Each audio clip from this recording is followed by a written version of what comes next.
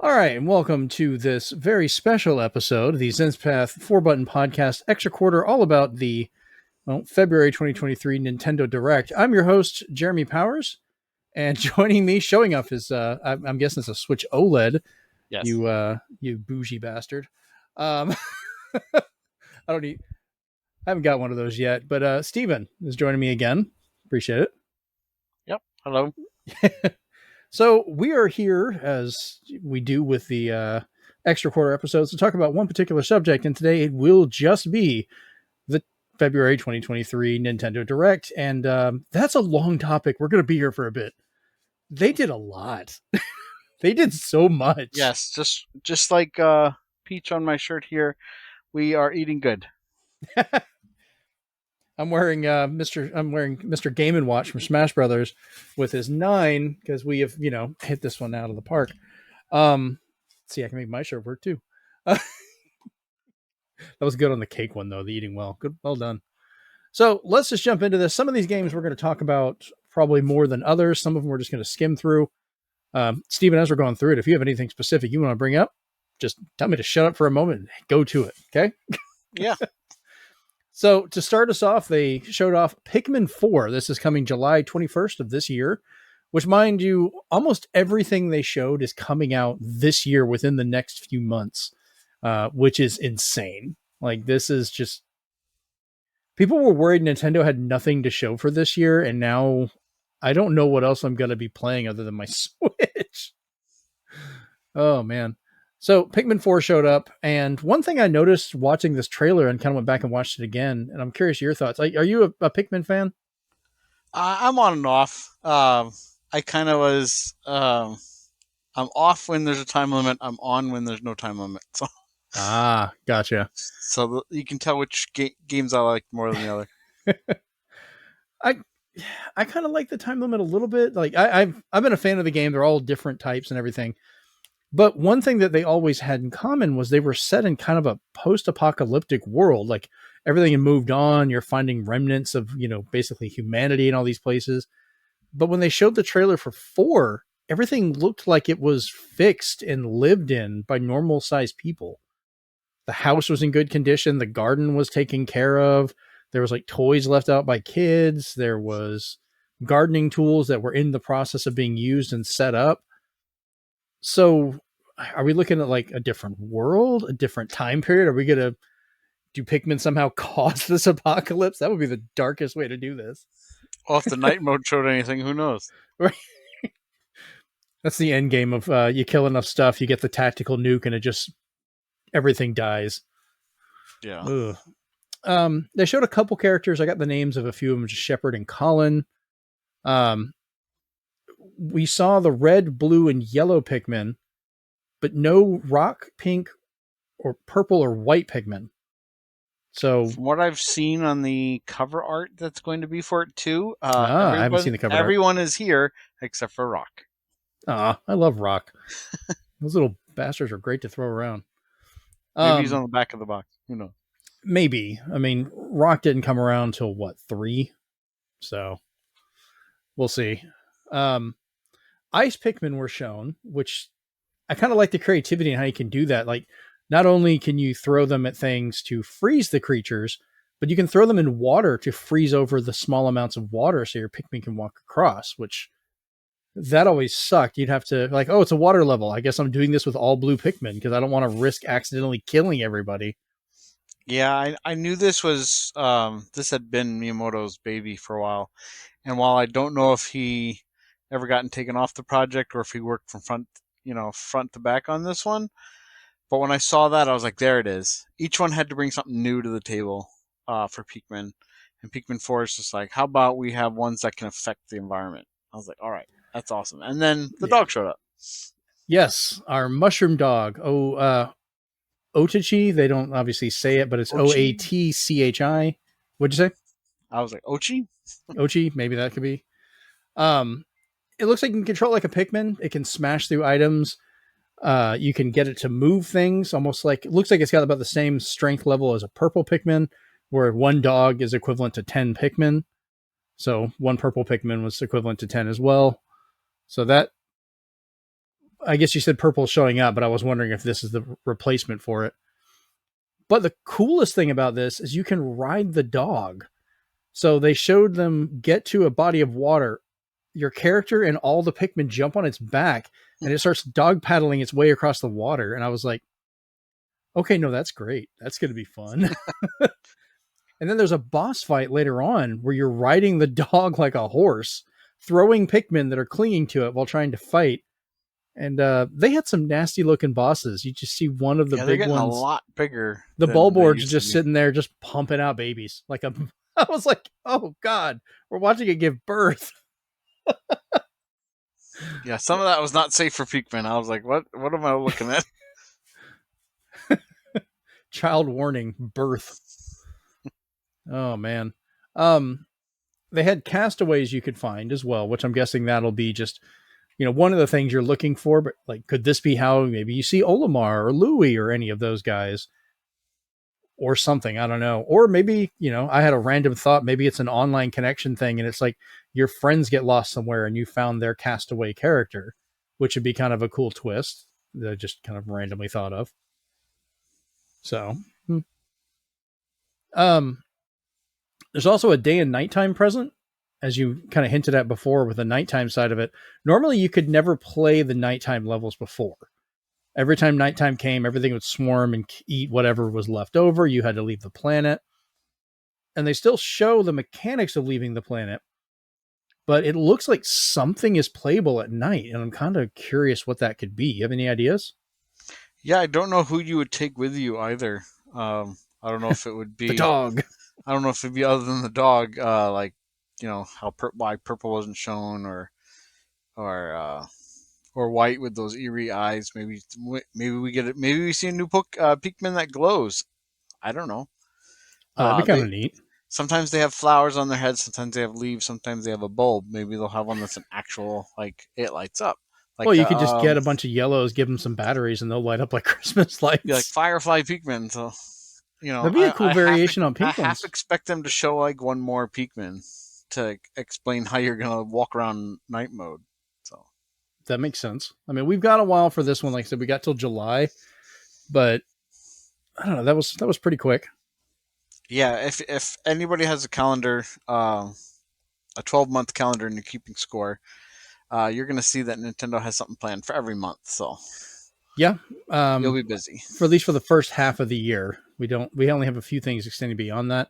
I was gonna make a list on here that had everything by date, but I ran out of time, so I had to cook dinner when I got home, get everything ready, watch the direct again. And of course, I had to download and play some. Oh, ooh, almost talked about it early. We'll talk about it in a bit, but so I'm pretty excited about that. Pikmin 4 looks fantastic. Graphically, I was actually really impressed with it. Like it was a nice step up from 3, I thought. So, lower camera angle. I know they'd mentioned that before, but it's nice seeing it in action where you're kind of more down with your character instead of so far above. I think it's going to feel more like a platformer type game, an adventure game than a strategy. It's hard to ignore that. I think all the other games that have, both indie and otherwise, that have come out that have mimicked Pikmin style, that Nintendo has been watching. So they said, "Hey, that actually works out better. Let's adapt to that." Yeah, but they don't have Miyamoto's actual garden, so I'm sure he's just randomly found out about stuff. Maybe because we thought it was apocalyptic, but it's actually his dead garden back then. That'd be trippy if you just found out the whole game takes place in his actual backyard. Like that's Yeah. his house somehow. I'd be like, that would be great. Maybe you can go in the house. That'd be kind of interesting. Find a little chibi robo walking around you can interact with. They're about the same size. He'd just be like a big robot to you. The crossover we never knew we wanted. I want it now. God, I want that. Come on, you have an amiibo. Make it useful. Like let us scan it in and have a little chibi robo. Anyways. Um, Next up, this is kind of just some DLC stuff. Xenoblade Chronicles 3 Expansion Pass Volume 3 comes out February 15th. New characters added, new challenge mode added, with Volume 4 coming later this year. I know my There's a son lot of Jeremy's going people to be excited. excited. Yeah, Yeah, there's a lot of people excited about that last part because that last part's a extension of story. I haven't gotten that far, but I could see just some of the reactions both on social media and on YouTube that people are really excited to see that continuation, see some people grown up. So it's Yeah, neat. it was a miracle I finished the first one, which took me 3 tries. I played it on Wii, 3DS, and then finally made it through on Switch. I've got to play 2, and I have 3. I bought it the day it came out, collector's edition. And I still haven't played it. I'll get to it eventually. I didn't bother getting the expansion pass because I knew it was going to take me forever to play it. I'm very bad about RPGs. I love them, but find them difficult to play. Um, Next up, Samba de Amigo Party Central coming this summer. Honestly, surprised it took them this long. Like Joy Cons are kind of the perfect replacement for those maracas from the Dreamcast. Um, I would say yes and no because I don't know if you've ever played a lot of 1-2 Switch, but it was really yes. hard to do some of the directional stuff. So I'm confident after seeing games like 1-2 Switch, House of the Remake perform, Uh if huh. it's going to be able to, on a fast pace, do highs, lows, poses. Um, I'm fingers crossed because my wife is even a huge fan of Samba de Amigo. I'm a huge fan. I've got every one in the series that either came out here or in Japan because I wanted all Oh the wow. songs. So Okay, I'm still trying to find Dreamcast maracas, so you got me on that one. yeah, because the Samba 2000 for Dreamcast actually had like the Rocky theme song and Wedding March, so it was really cool to do maracas to that. Oh wow, I can. I'm Because just you're hearing not that in going to my get the head now. license here cheaply, so but it was really neat. I was like, I'm sold. Rocky theme, Wedding I March, okay. I did not expect to hear those words together ever. I just okay. So it's good to That's see the him back. crossover we didn't expect. Yeah. So that's coming out this summer. Next up, we have Fashion Dreamer coming out sometime in 2023. This is one of the ones that didn't get a specific date. You play as a fashion influencer, work on other people's clothes, build up your community and things. And this is developed by Sensafia, which is Style Savvy Devs, which is a note that you added there. Appreciate that. Yeah, and I was just like, okay, that should take everybody up a notch. They're not copying off of Style Savvy. They're Evolving basically it. Style Savvy under new ownership, new management.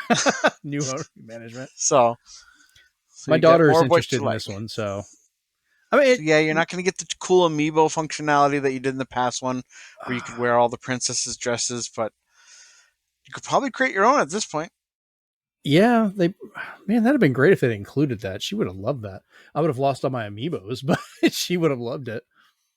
So, all right, this next one is also DLC, but one I am oddly really excited for.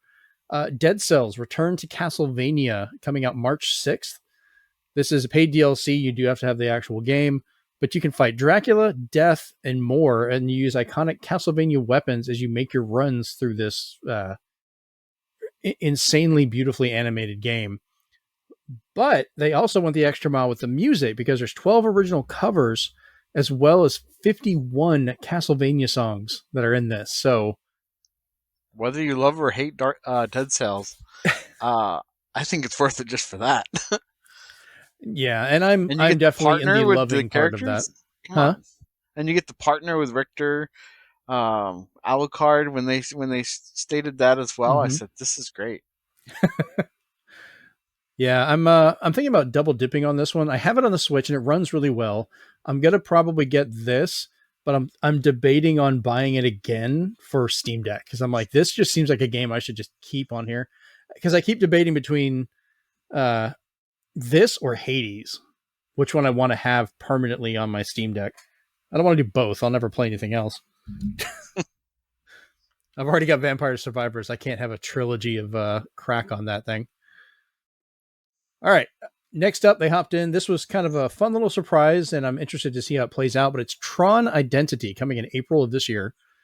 This is kind of a graphical text adventure set in the world of Tron, which I liked Tron Legacy. I'm just going to say it. I liked both the Tron films. I am a fan of them, especially Daft Punk music. That was really well done.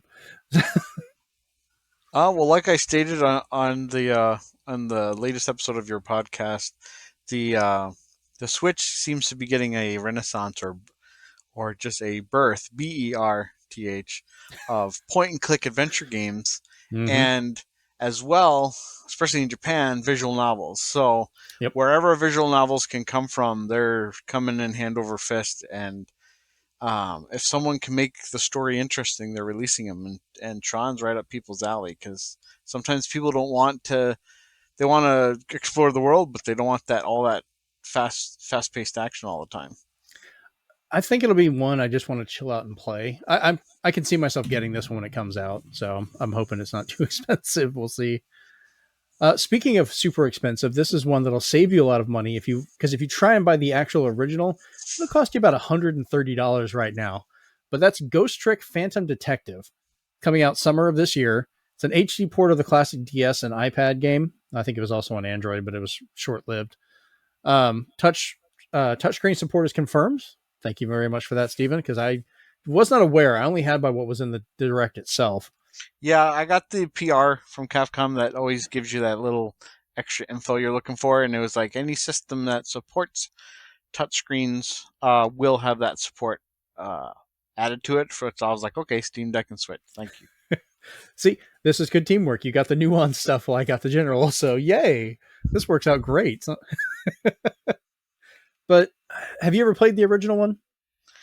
I haven't because I got lost in like the Phoenix Wright and especially Miles Edgeworth games. That I never got Nothing to wrong with getting that. around to Ghost Trick because Miles Edgeworth is really wordy but really good, and that one hooked me. But it was so long, I needed like a Capcom break from those types of games. And I know Ghost Trick is different, and I love those type of games where like you can have different outcomes.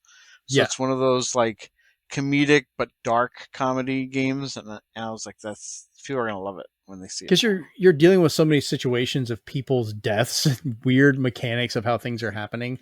So even when you mess up or do something wrong, it can lead to absolutely hilarious results. Mm-hmm. But we will not. I know this is an older game, but I'm not going to spoil the twist on it. But it's up there. It's one of my favorite kind of like touch screen type games. And the animation is top notch. So I'm all about that. Mm-hmm. All right, next up, this was kind of one I wasn't quite sure of, but my interest peaked when I saw it was by level 5. Immediately I was in. Deca Police. It's a detective RPG game that takes place in a virtual training world called a Deca Sim that then eventually gets affected by a hacker messing with it, where it splits the world into two and they change what's going on in this virtual world that you're stuck in. Yeah, they went from regular humans and they turned even the main character into a cat. So it's interesting how zany they're going to take it. And coincidentally, if you're listening to us while watching a replay of the direct itself, this is the beginning of what's known as the level 5 buffet you're going to get. Oh yes, we eat, as you said, eat well by level 5. Like they give us a lot of They goodness. went from I hope they're okay to this is what we've been working on. They gave it all. They were the one that had the shortest trailer that we'll talk about in a bit, that gave the least amount of information, is one of a handful of ones that gave me literal goosebumps. I was so excited when I saw it. So that's how happy I am to see more level 5. Yeah, that one when we get to it, there was people who I uh, was reading that were crying, tears of joy. Oh yeah, I could see that. Now, So, there's one thing I liked about level 5. Some of the weird games they did, they got a chance to do some kind of experimental ones on 3DS, and they had one they made. It's like Crimson something, but you basically play as miniature figures on a board. I think They're that's fully Crimson Shroud. Crimson Shroud. Thank you. They're fully voiced, but they don't move. They're literally figures that you can move around, and then you use the bottom screen to roll dice. And that game was great. I wish they made a physical copy. I cherish my 3DS and worry if it ever breaks one day, I'll lose that game once it goes away. Yeah, I forget what they called that. They basically um, had Platinum and or Clover at the time work together with Grasshopper and Level 5, and they all decided to kind of just put out these. They called them indie games, but they were all fantastic. Uh, you had the Weapon Shop Damase, you had Attack of the Friday Monsters, and then you had Crimson Shroud. So you were seeing what happens when they're not like tied down to a license and they're just told, let your minds go. Yeah, So it was here's a great. budget, have fun. Yeah. Yeah, and it definitely paid off. Next up, this is kind of we knew about this one from a few months back, but it's still a bit of a surprise. But I'm glad we got to see more of it now. Bayonetta Origins, Saretsa, and the Lost Demon coming out March 17th. I don't think they explained this in the first trailer, but this new one does go into what I thought it would be. You play as Saretsa, but you cannot fight as her. You can only do magic as a support item. The demon that you have is a cat demon called Cheshire. Gee, I wonder where they got that from. No idea. No idea. Who knows what a Cheshire cat is? Um, that one is the one that actually does the physical attacking. So you have to move them around independently while using. I keep wanting to call her Bayonetta because let's just get it out of the way. Saretsa is just little kid Bayonetta, so we're just going to say Bayonetta. You use her for to buff and attack or hold creatures that you're fighting while you move the creature around to hit them. So I'm kind of glad that Yeah, like it's. Oh, go ahead. yeah. I'm kind of interested now that they've kind of opened up a little bit more on how the game plays because the first one looked like it was some kind of exploration game, but now they're saying, hey, you're controlling two characters at the same time. It's not like a game for PS3 called Folklore. It's not where you're just I have summoning that. them out of the ether. Yeah. And now I'm wondering, okay, is this gonna play more like Ico or Eco? Is this gonna play more like Brothers? Because you're controlling two at the same time, or is this basically Baby Netta? I'm gonna call her. Yeah, This is it's this is Baby Netta playing a 3D version of Lost Vikings. Like, what am I getting out of it? Like, yeah, I it's think interesting. I'm kind of glad for the changes because I was going to say before is um so releasing so close after Bayonetta 3, which I haven't started playing that one yet. I have it, but I went back and I'm finishing 2 again, or at least finishing it for the first time. I got most of the way through prior before I start 3, but I was worried there'd be some burnout coming out so close to the afterwards. It's only been a few months, but the gameplay seems so different that they kind of pair together. It's not going to be a repeat of it. And I think it is going to be more of kind of a light version. I almost feel the combat looks almost like Okami. Do you remember how that was, where you're controlling the dog as you would kind of attack, and you had the cricket that could do Yeah, stuff to help you? It almost kind of feels like that, except you're controlling Bayonetta as the brush instead of just having it there, so you can kind of move her around. And they use it. It looks like they use it for platforming puzzles and other stuff. So there's at least a use for both of you being there, and it's not just like her riding on the cat thing or something. yeah. I think there's less of a. We're going from fast paced, and then now we're told to slow down. So I think it's exactly what people need, especially so close to after the release of Bayonetta 3, where they can kind of take a step back and be like, just take in the lore and fill in all the blanks of how it all became to be while just playing at your own pace for once instead of like, did you get triple S? Did you get an A? What did you get? What was your best Now, combo? yeah, It's like you don't need to worry about I really do like the fairy tale styling of it. It feels like a that. storybook that you would find in Bayonetta, and maybe actually have that as like a little tale you could see or something. And that's why I got Shades of Folklore when I saw that. And I got all excited. I was like, oh, I hadn't all even this thought about that. I mythos haven't and played fairy stuff. Folklore in years. Oh man. I remember that being one of the games, like not anything, not to knock the game, but it was one of the few, and my kids were still really little, so they were wearing me out. And it's one of the few that it was going so slow, I fell asleep playing it. Woke up hours later just sitting in a chair, just going, what happened? Uh, I haven't really gone back and played it too much since then. I was always worried it was kind of slow paced. Maybe I just missed it. All right. Next up, this was kind of a mixed bag. I was a little disappointed at first, and then a little excited by the end of it. It kind of roller coaster my feelings on this one. Splatoon 3 Expansion Pass has been announced as the paid DLC for the game. Wave 1 is coming in spring of 2023. They showed Inkopolis, and I was like, holy crap, are they bringing back stuff from Beta Splatoon 1? And yeah, it's basically just a hub world. You get to choose to have Inkopolis as the hub world from 1.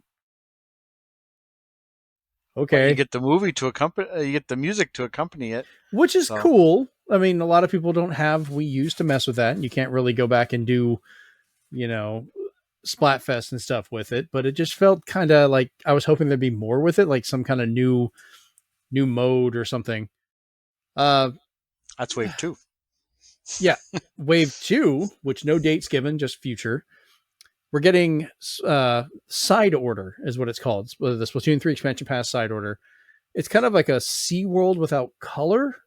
Everything's kind of Yeah, a flat shaded black and white. my guess is it's basically Splatoon's take on the Blob. So Yes, I was I thinking think the exact same I thing. think it's going to be that, because how do you have all this paint and spray paint and then you put somebody in a white canvas world? I was like, you're going to paint that Yeah. and it's going to be awesome. Makes me wonder who owns the rights to the blob now. They're probably just like, Embracer, ooh, I think wait, Embracer what? Group bought everything that THQ has ever made ever. So That's true. Everyone's worried about Microsoft or whatever buying up stuff. I'm like, oh no, look at them first, guys. That's the one you should worry about. oh yeah, You're looking at the smaller fish compared to that monster.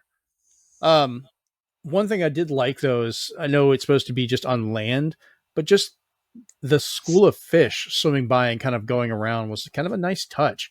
The rest of the trailer made so little sense. I'm sure I could go back and freeze frame it when I have time, but it's meant to be just crazy and chaotic.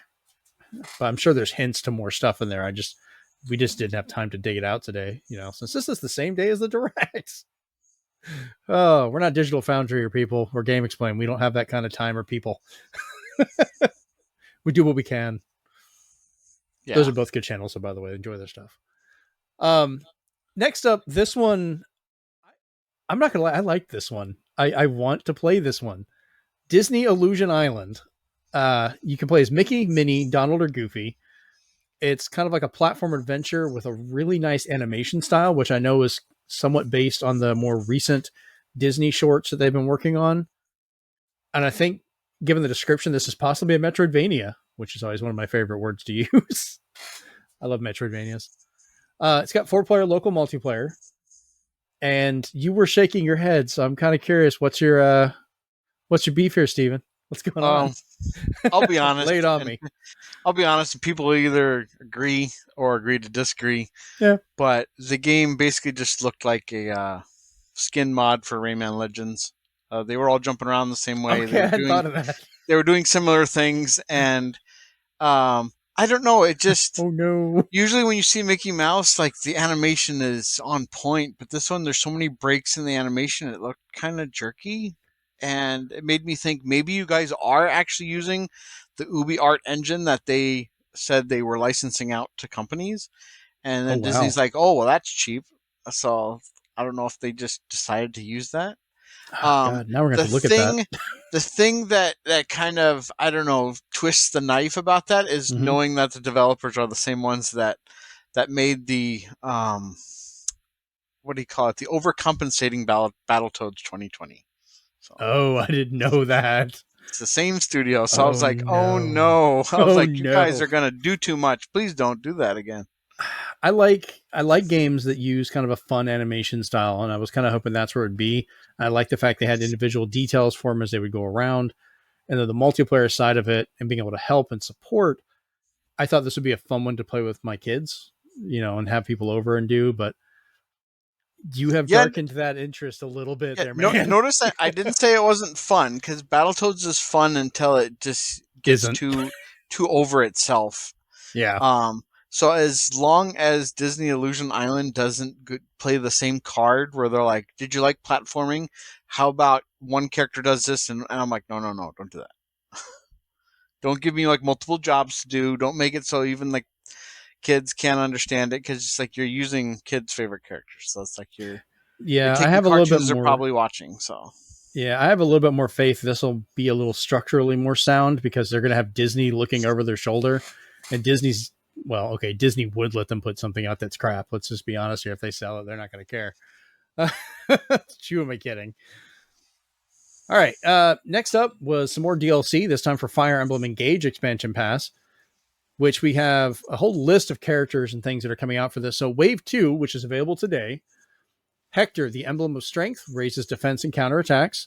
Soren, emblem of acumen, and then the cast one that spells. matters, Say what? and then the one that matters. Camilla, emblem of revelation, which was great to see this. I loved that game. Modify the terrain to hinder enemies, which just sounds fun. Wave 3, coming out in the future, we don't know when. Crom and Robin, emblem of bonds, sword and magic attacks. So, of course, those two are back. Veronica, Emblem of Heroes, can summon additional allies. And then lastly, Wave 4, also future. Obviously, we don't know when 3 is coming out. How the hell are we going to know when 4 comes out? This is the new story attachment called Fell Xenologue, which for a brief moment I was like, oh, this wouldn't be a Xenoblade crossover somehow, would like, I know that's not actually the case, but you hear Xeno for anything and you just kind of think that, which Yeah, would be hilarious. the thing about this though that worries me is I know Xenoblade's a huge game. It's 100 hours plus each one, It's Fire most Emblem likely as time. well. But with Fire Emblem, Fire Emblem is not really that replayable, so to speak. Mm-hmm. So part of me when I sees this means I have it. Should I wait? Should I, or should now that I play that there's characters I want to summon, but now there's a new story coming? If they say I have to beat the game to get to the new story, much better. But otherwise, with these other characters, how do I get these? Are they just readily available? No, Because they then, actually did mention that there are missions involved to get them. They okay, add new missions in to get each one of them. So you go in okay, there that's and good. earn them.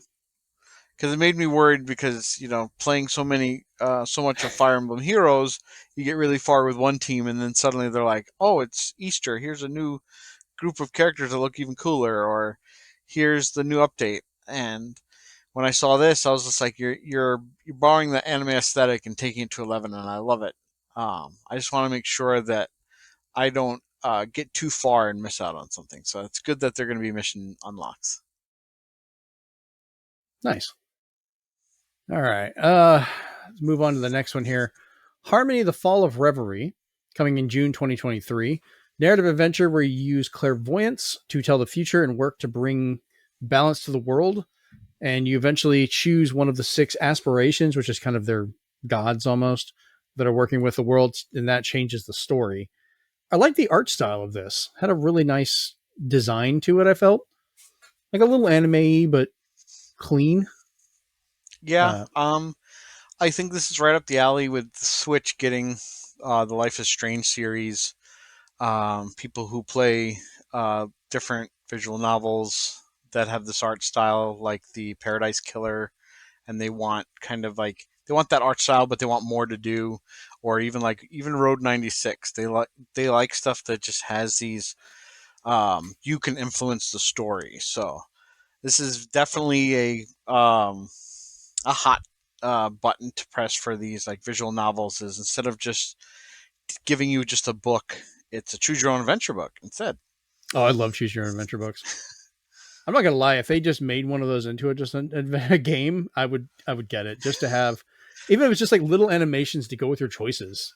Oh my god, So, I'd love that. quick anecdote to that: Yes. if you have a Amazon Echo, those have at least 4 actual choose your own adventures you can play.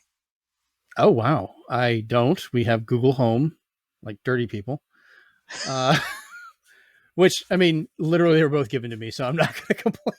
No, and with the Echoes, most of those were just you bought them during the holidays. But it was just interesting that after they made Skyrim for Echo, which I played that too, Right. that they actually had choose your own adventures where they read to you and then tell you what do you want to do. So I was like, cool, I'm playing a text adventure entirely by voice. Yeah, I want to hear a demo of that at some point. I have to mess with it just to see what's going on because it's everyone's like, "What's the point?" I'm like, "Why not? It's kind of fun. Let them, enjoy it. Do something stupid with it. I'm cool with that." Oh yeah. That'd be a great way to play Zork, like you were talking about. Just like talk to it and have it read it out to you. It's only a matter of time if somebody hasn't already done it. Yeah, someone's bored out there. Come on.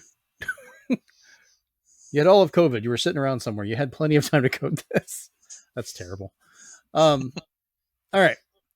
Following up on this, we went into Octopath Traveler 2, comes out February 24th, which there's of course, another demo available today. It starts off the first couple of hours so you can mess around with it. I was a huge fan of the first game. I love this art style, even though my friend Joey, that's the one with the IE, does not like the HD 2D style, but we like to pick on him about that. So love you, Joey. Hope you like it. And at this point in the Nintendo Direct is where they will start shoveling demos towards you. So this is demo Yes. number 1. I'm not even sure. Wasn't there a demo earlier? Yeah, but in terms of how many times they said the word demo after they Oh showed yeah, off a game, I was like, again, sweet. yeah. There's enough demo in this one. So this one I'm happy for because I'm a huge fan of this series, and even though these are remakes, I'm glad to see it come back. We Love Katamari Reroll plus Royal Reverie coming June 2nd, which I will be getting this. I still play the first one. I have it on. I've got the Vita version, the one for PSP. I have it for all these other systems in there. Um, but this 5 new challenge modes where you play as the young king of the cosmos, along with a selfie photo mode that's coming out. Yeah, and Are it showed you? even that Yep. they even showed some Easter eggs from Namco games in there. They had the Pac-Man ghost. They had a couple of those in there, which was great. You a I've fan of the always been a Katamari? fan. Yeah, Yeah. Na na na na na na na na. you kind of get just lost in the music sometimes, or you love to see at the end what you picked up. So, Yeah, I have the soundtracks. I will sit there and just chill and listen because it's really good music. Like it gets kind of experimental, then it's got it just kind of jumps around. It's literally a ball of music. So, all right. Next we had Sea of Stars coming August 29th. This was kind of somewhat I hate to say it, generic looking turn based pixel art RPG. Um, Nothing I really don't caught my know. eye. It looked good. Like looked People really are on good. that. People are on that kick right now because I think is it Unchained or regular Chain? Chain Echoes really like kicked everybody off into hey, these games are really cool. And then you Mm-hmm. had games like Unsighted, um, and you have the Octopath games. And I just think like the Chrono Trigger style is booming right now. So Sea of Stars is getting in there, and it looks like it's well enough put together that it especially having Yasunori Mitsuda of Xenosaga fame deciding to do the music, I was like, you have good precedent right now. Yeah, that was a nice part of that. Like it's the music sounded great. Yeah. I just don't know if there's enough enticing me to really dive into this one with such a literally gluttony of other games out right now. Well, don't you worry. This is demo number 2. Yep, I'll try it out because that way I can do that, and that's also available today. This next one kind of confused me. Omega Strikers coming April 22nd, and it's this the gameplay mechanics make sense. It's a air hockey style 3-on-3 free to play battler. They say it's a free to play, but then they come out and say pre-orders open today, and I'm like, pre-orders for what? It's free. It was Like, almost like they couldn't say pre-registration right, just sign up for because it or they're something. not really taking any of your info. All they're doing is when you pre-order it, you just schedule a download for when it's ready. Right? I'm like, do not make me buy a free to play game, guys. Come on. So I don't know. It's hard for them to make little weird, quirky things like that during a direct. So I don't. It's not going to be a mistake. They're not just going to make that and put it out there. So I'm I'm going to keep an eye on this just out of confusion. And if that was their I case, do good like for the you. art You did it. style. The art style is beautiful, and It was especially nice. the little cut-ins when they've gotten like a hat trick or a triple. Uh huh. So maybe if the gameplay is not good, the art style will live on because I thought at least that looked really How nice. did you describe it earlier before we got on the show? Pong with punches. Pong with punches. That's right. I loved that description. That was great. If I actually named the shows, I would probably go with that. I would just call this Pong with Punches. Oh man. All right. So this next announcement kind of caught me by surprise. Like this is a series I've heard about. I have not played, but it seems like it could be kind of fun on the Switch. The Etrian Odyssey Origins collection coming June 1st. This is all three Etrian Odyssey 1, 2, and 3 redone in HD. There's new art, new difficulty options, and there's also an auto map feature so you can just move around instead of having to actually draw it. But the option to still draw everything is there, just like the original games. All three games are also available separately on the eShop, which gives me hope that maybe the collection will be a physical release. God help me if it better be a physical release and not be like 1 and 2 and then download 3 or some crap. So about that, Oh no. Oh no. the this is actually coming out on Steam as well, That's but fine. they're pulling a Pixel remaster. If you want all three, it's $80. What? So if they do have a physical, Uh-huh. it's probably going to be like $100, like the Square Enix exclusive Holy Pixel remaster was. Yeah, that we didn't talk about that in the show yet, but that was some bull right there. That was But so messed up. I'm expecting at least sales on each one. But in terms of like a physical, if they do, it's going to be up there because Atlas knows what they have. These are beloved titles. I wonder if this could be like one of those import Um, releases where we only get a physical if we get it from another country, which is fine. That's how I got like Final Fantasy VII and a bunch of other titles because you could not get them physically here. yeah, I do know. I think they are planning a physical release in Japan, but they haven't said the price and the fact that it's not going to be in English. They said. Makes it hard to import because there's two types of players who play Etrian Odyssey. There's ones who love to make the maps Uh huh. and plan them out and have their character sit there while they say, "Oh, where should I go next?" And then there's me, which um, I was appreciative of the auto map feature because I don't trust if I don't have a stylus for this guy. To actually start with a pen on it or anything like that. And because they had like almost like an Adobe Photoshop set of tools in that trailer, I got really scared and I was like, is that necessary? And they're like, auto map feature. I was like, okay, I'm sold. Oh, thank God, I'm back in. You lost me and then you brought me back.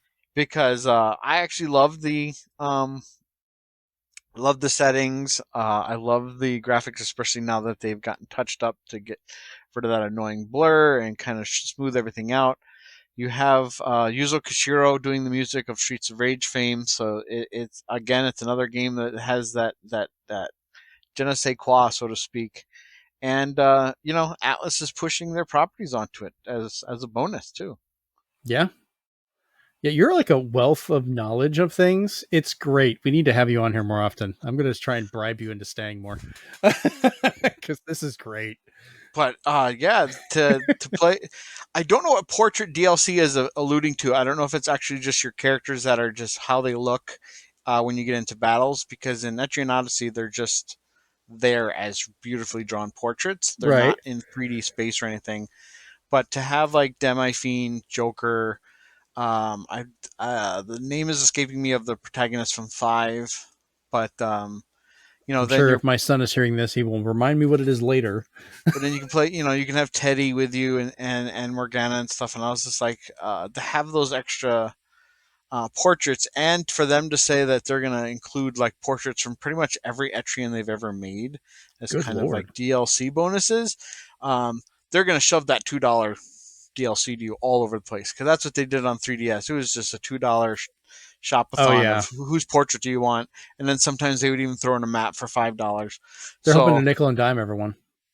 they know what they have there, and they easily could just bundle stuff. So It still sounds like a pretty complete game, though. So, I mean, oh yeah, at oh least no, good it for that. definitely is. Yeah, don't think of it as just a level based. You win. Here's your score. There's a story to be had. There's 7, 8, maybe 9 games on the DS to 3DS library, so it's got a huge following. So Nice. Yeah, I'm thinking about checking that one out. Now, speaking of huge following, I am. Give me a moment while I try not to cry. I'm so happy. I've been just. Oh, God. Finally. Our patience has been rewarded. Apparently, Russia has not screwed this up for all of us. Advance Wars 1 plus 2 Reboot Camp finally has a freaking release date of April 21st. So, as long as Putin doesn't decide to invade another country, maybe we'll get this. Oh, there's something about this title that I'm going to mention later on as we go down the list. That if they do, it will be fantastic. But nice. we'll wait until we get there. Okay, cool. I'm excited about that one.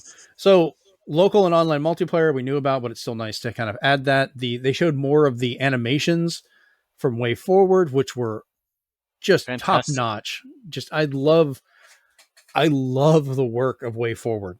Their ability with just the graphical style, the art styles, the animation, it's always top notch. And while they have really good games that they do themselves, they do really excel at doing licenses for other people. And I think Nintendo handing them the Advance Wars license, like the abused stepchild it is, since it's not Fire Emblem, because they just don't care. Um, They made Blood Rain playable. that's Go way true. forward. Yeah. So oh God, I cannot wait. I will probably put a video of me just celebrating having this game. And I tell you right now, I will probably be streaming this game. Will I play it well? No, I've never really played any of them really well, but I love them. I don't care. I will make mistakes. I will shoot things. I will laugh. I will die. I will try it again. But damn it, I get to do it. That's what's happy. That's what's good. So, do you like Advance Wars, or am I just ranting here? No, I love Advance Wars as somebody who grew up playing. I forget what they named it back then. Warsong, also known Oh as yeah. Langrisser. Uh huh. And I'm so mad I passed over the new Langrisser Oh and didn't pick it up, and now it's just incredibly hard to get. Growing up with that, playing that it was pretty much what Advance Wars basically evolved from, because it was the same thing where you just had two armies appear, do something to each other, and there'd be less of one side over the other. yeah. Because Fire Emblem was always one on one, so they never went down that path. But Now, I that game you're loved talking Warsong. about, did it come out before the NES? Because I remember Advance Wars originally Famicom Wars all the way back on the Game Boy and the original Famicom over in Japan, So and that's where it came from. I think that would be a job for Wiki of what came first, Famicom Wars or Warsong, because they were. I maybe give it to Famicom Wars, but um, I'd be interested of which came first. Warsong was 1991, and then Famicom Wars, according to this, which, yeah, we're doing this live, 1988. So Famicom Wars wins by a good couple of years. That's probably why Warsong went the fantasy route. Stay away Yeah. from the I mean, they're both fun from what we're modern route. saying here. So I just wanted to Yeah, get into that and settle it. they're both classics. They you Yes. if Play you them can both. if you can at least get the digital copy of Langrisser 1 and 2, do play it, because it even gives you the mode to switch to the original old graphics. So, Nice. I like when they give the options for stuff like that. oh yeah. Oh, man. So after that amazing, finally happening announcement, we go into another game that's coming out this month that my daughter is incredibly excited for. I'm going to play it and enjoy it. I liked it before on the Wii, but she is going nuts. And this is Kirby's Return to Dreamland Deluxe coming February 24th. But they're doing one thing that I've been really happy with Nintendo's re-releases they've been doing recently. And they kind of did this with Super Mario, was it 3D Land or 3D World, where they also added Bowser's chapter to it, which was kind of like a smaller extra game attached to it that continues it. This is kind of doing something similar, not in the same vein, but it's an extension of it as an epilogue called Magalore Epilogue, The Interdimensional Traveler. And you do have to finish the story mode, at least the basic story mode, to get to this, which, that makes sense. But you start off as this little interdimensional character that's involved in the story for the main game, but you can only do jumps and a basic attack, and you earn points as you kill different enemies going through one of 20 different stages. And as you get these points built up, you then expand your abilities and open up new things. And, you can even do 4-player multiplayer. So, I mean, I'm never going to say no to a whole new mode in a remake, that's all new content pretty much. And it looked fun. If there's anything I can say about the Kirby games, especially for the Switch, is don't expect to just play a normal platformer through the whole thing. Because when you get to what I call the end game of Kirby games, that's where they shock and awe. And Yeah. especially for this one, they're taking shock and awe to a whole new level by just giving you an epilogue. Yeah. So, Basically, just here's another game. so Surprise. I'm always interested how it ends, because I don't know, without spoiling any of the Kirby games for anybody, when they started getting into the more Wii U and Switch Mm-hmm. era, the last bosses are nightmare fuel. Like, you expect to fight these bosses in Dark Souls. It's crazy. Right. It's like this should be finishing an RPG, not a Kirby game. Like, what's going on I here? was like, am I still playing Kirby? Because wow, definitely good. It's a good Why does thing this though. little puff pink ball keep or pink puffball keep messing with Eldritch Gods? What's going on here? Oh man.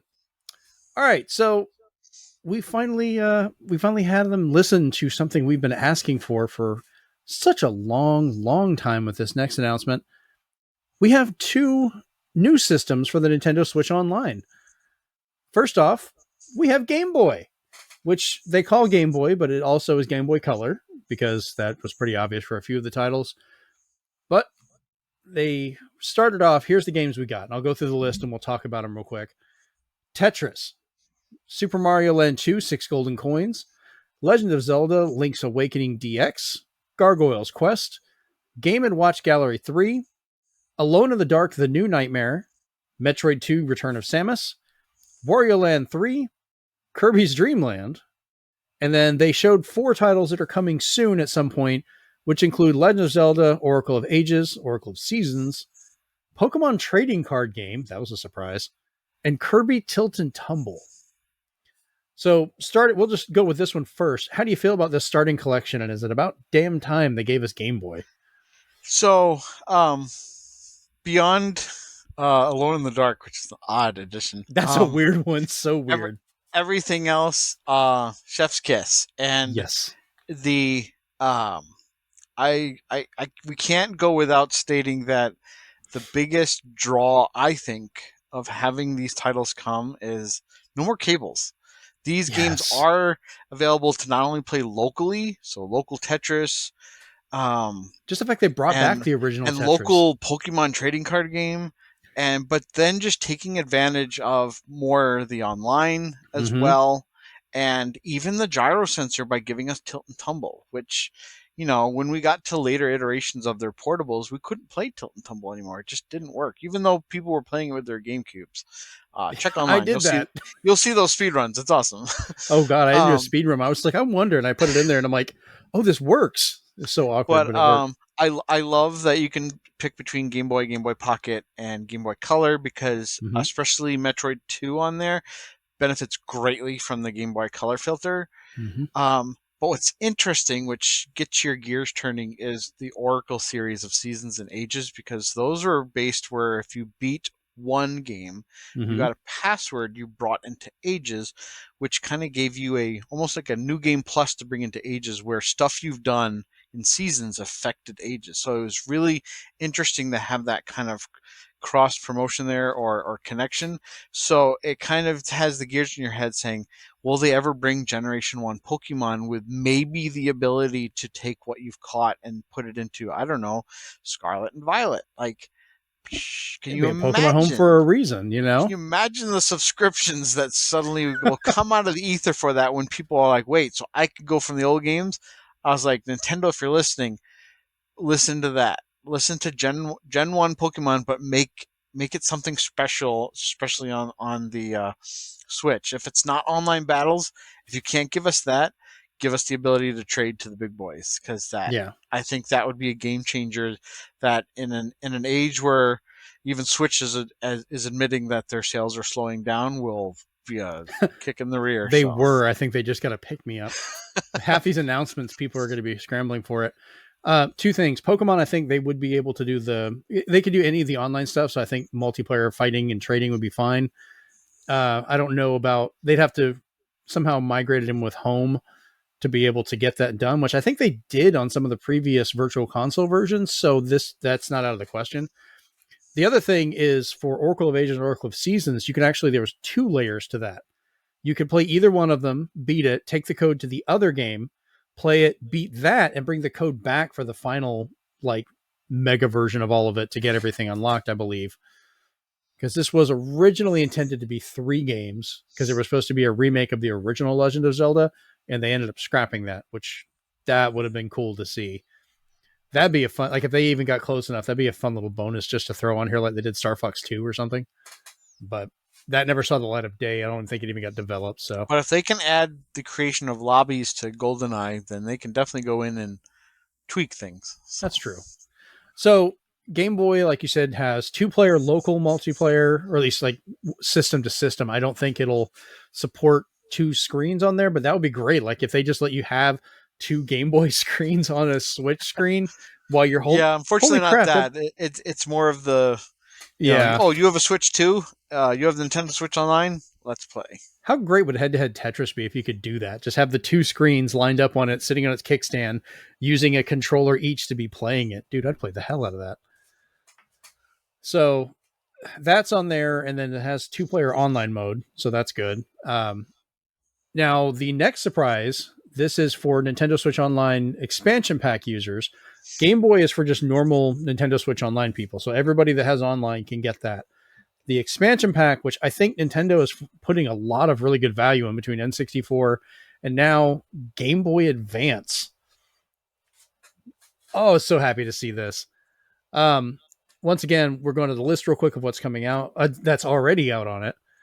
Super Mario Advance 4, Super Mario Brothers 3, the most convoluted long title of the Mario series. But this includes the e-reader levels, which they haven't done since the Wii U version And those of are this. really expensive. I To have try to most get of those them. I don't have cards. the Japanese one, but I have almost all of them because I've been that's how I used to play it. And I'm not gonna lie, I never pulled those cards out again once I got the Wii U version. I was like, oh, they're all here. No, we're good. I'm doing that. Like, just no. Um, WarioWare Inc. Mega Micro Games, which has been released, I don't know how many times, and it's kind of ironic and funny that it's now part of a subscription service to continuously bring in money. Wario approves. Um, I'm going to try and pronounce this correctly. I love this game, but I can never say it. Kura in. Almost had it. Irritating stick. Yes, irritating stick. Why couldn't they just say that? Because that's what the PlayStation 1 version was called, and never had a US release on Game Boy. So Yeah. seeing even in when you because this is all available today, Mm-hmm. which one of those other shadow drops of these two Nintendo Online things. But the big thing there is they gave you what the American box art would look like, and I think that was a neat touch. Yeah. I've played this as an import. It's a fun game. It's challenging. Good lord, it gets addictive. Oh yeah, Mario Kart Super Circuit, which I was happy about because I like that game. I loved playing it. It was great. Mario and Luigi Superstar Saga. That's going to make my wife super happy because she loved that best game. one. It You is a know, really good one. Legend of Zelda: The Minish Cap. That is an underrated Zelda for a lot of people. that is It's one of my favorite portable Zeldas. it's a great one. And then titles coming later on. They've already shown off Metroid Fusion, Kirby and the Amazing Mirror, Fire Emblem, F-Zero Maximum Velocity, which is the first time they've mentioned F-Zero in a while since what was it? The the Wii U game, the park one. No, it was in Mario Kart. I'm sorry, they mentioned it in Mario Kart. And then Golden Sun, uh, friend of the show and sometimes co-host Rachel, probably lost her damn mind at that because that is one of her favorite game series, and she's always wanting Golden Sun to come back. So it's not a new game, but I'm pretty sure she's going to be happy anyways. Yeah, so diving into those again, we're still getting the local multiplayer this time up to 4, even better. So we get that with Mario Kart, we get that with F Online. Zero, and I think we might even get that with Amazing Mirror. I can't remember if that was 4. I think it was. I think Amazing Mirror Um, was for Mario Advance had specific multiplayer modes as well. I think there were link um, cable. Japan gets a slightly better lineup. Oh, I hadn't even thought to download those yet. So for people who have the Japanese one, even though you might not understand it, they got an extra Fire Emblem as part of their Oh Game Boy yeah, no, that's Advance useless lineup. to me. Um, but what's interesting here, and I was bringing up with Chris, who was on our last podcast, Yep. uh, was that Golden Sun has the same thing as has a similar connectivity as like the Oracle games, where Mm-hmm. you can kind of carry over your decisions and such into the next game, which tells me Lost Age is it's an eventuality. It's just not right now. It's going to I happen hope so. because the fact that they've expanded even the N64 online and some of even the Super Nintendo and Genesis shows me that they're going to keep going. But what's interesting here is he was playing, and so were you, the Metroid to be mentioned later. We're the but worst at keeping that secret. but Fusion has something special when you connected it with the GameCube. It unlocked something really nice I hadn't even called thought about called the that. Fusion Suit. So it'd be interesting how that's used. Yes. And on another level, You just blew my uh, mind. knowing these are coming, I almost think that Nintendo, when they give their next wave of these titles, Uh-huh. is I think they're going to give us stuff like Advance Wars 1 and 2 just in the original Game Boy Advance form. Because I think Mm, that's just going to enhance it myself, but I think that's a possibility. I I'm going to counter that one. I don't think we're going to get those simply because they're releasing a full remake that has both of those games in it with all the new features and everything included. That's I don't that's know. We not got like Link's Awakening DX for Game Boy, yeah, and we that's a have. little I mean, Link's Awakening has got a good time period between them and they did Metroid 2 as well, but that is so night and day that like hey, you can go back and revisit it, but you're going to want to play the newer Metroid Prime 2 or Metroid 2 because it's just so much better. um I mean, don't get me I'm just wrong, it'd be cool. hoping. Yeah, I'm just hoping that I see. Maybe if this is even like a kind of like a trickling in of a little bit of ideas from Nintendo's part, but I'm hoping for some kind of interconnectivity with their Switch Online games to Hmm. their full fledged games. I'd love to see that. That'd be a lot to add. I mean, it would be nice, but I do like the ability to connect for stuff like Metroid Fusion with the Metroid Prime Remastered that was announced. Blew my in mind. I was so That's our next happy. subject. Yes. Um, a game I'm so excited for. We've already bought it twice, and I haven't even got the physical version to come in yet, which will be the third time I've paid for this game today. Oh god, we were so happy.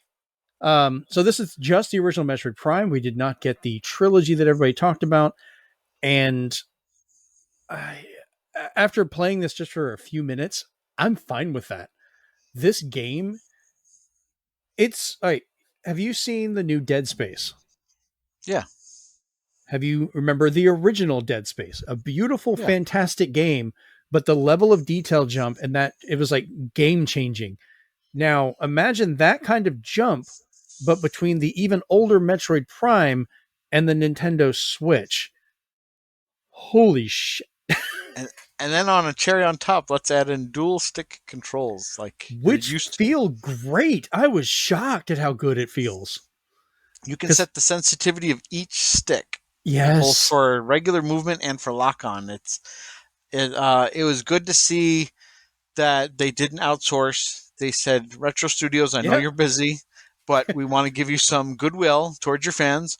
So they took on the project. Oh, They it's worked so on it, and you good. can tell they put the love just looking at the controls. Now, Um, well, there's the control options, which you have the new dual stick, like you talked about, which works mhm. surprisingly well. You can go back to your original GameCube style controls, which means you could actually plug in a GameCube controller through the adapter and Has use that been that. confirmed? Well, I mean, you can use it as a pro controller. I mean, I'm going to try it in a little bit, but I guarantee you can use it anyways. But Yeah, I I don't. need somebody to tell me yes or no if you plug in a GameCube controller to the I adapter. I Does will Metroid know. Prime allow it? I'm halfway tempted to turn around right now and do it. You guys can just wait and watch as I do it. I have all the shit right here. And then you can also do motion controls like the Wii, which is what my son was actually. He bought it as well. Like I said, I bought a digital copy. He bought a digital copy, and I'm buying another physical. But he was using the motion because he liked how that worked, and it was working fairly well. So I'm glad they solved the problem of just like they did with Twilight or not Twilight, Skyward Sword. I like the motion of Skyward Sword, but they made a good concession to at least give options for other people. And I think they've really hit the ball out of the park with this one. Like Retro knew what they were doing. Thank God. Um, but they did add extra stuff. Like there's a really nice art asset thing that you can unlock, like a for different story beats and things like that. They have full 3D model viewers for the first time, so you can go in like when you first start the game, you immediately have her gunship available and you can look all around and zoom in and see all the crazy details in it. So I'm going to be going through that as soon as possible because I love stuff like that. I love when they just let you poke around and explore 3D models. It's one of my favorite things from like Smash Brothers Melee and Smash Brothers Brawl and Wii U was just looking at the trophies. And I cannot wait for somebody to kind of play through the game and give me answers to some of my questions. Because going back Yes, to the interconnectivity and seeing that Metroid Fusion is coming, that would people be who are so playing great. it right now, they do not see any way of unlocking the fusion suit. So it's like it's in there, but how do you get it?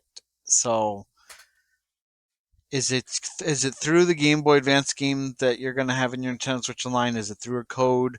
Because you had to have the game previously when you I'm trying to used it with remember the how Game did they Boy. do it in Trilogy. I think it was an unlock that you got after like almost like an achievement.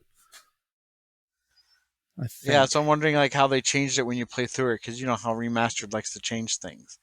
And what I'm guessing is if they are working on a trilogy, two had multiplayer, so that's probably why they just didn't throw all three together.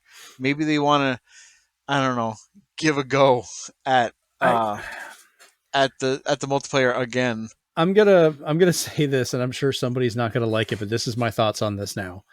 After seeing even just a short, brief amount of what they've done with this Metroid Prime remastered, I would rather them take the time and do a remaster of two and a good remaster of three and save four for a launch title for the next system. Build up that excitement over these last little bit of time they want with the Switch, and then give us four on new hardware and push it with that. I think I would rather see that at a minimum, maybe combine two and three. They don't have to go as crazy with a remake, but find a way to, to combine that or something before they do four. Yeah, because I would love to play three without uh that would be devoid of waggle controls. I'd like some of it, but yeah, I mean, they could probably make it good twin stick controls now, I think. So like people are gonna fall in love with this one, the dual stick, and be like, I want this for all my Metroid. Thank you. That's fine. I'm still the guy that would, my preferred mode of Pikmin 3 was to put the gamepad on the table so I could use it like an active map while using a Wii Remote nunchuck to move the Pikmin and everybody around. That was my favorite way to play that game. So people get options. That's the best thing. Let us do what we want. But still, we got Metroid Prime remastered. Holy crap. Ah, God, whoo, that was good. Uh, so everything's kind of downhill from here. Not everything. There's still some good stuff, but that was the big holy crap moment for me. There's another one coming up. There's actually two of them for me that are coming up that are really good. Uh, Master Detective Archives Rain Code. It's another detective game where you use different powers for the different detectives to try and solve the mysteries.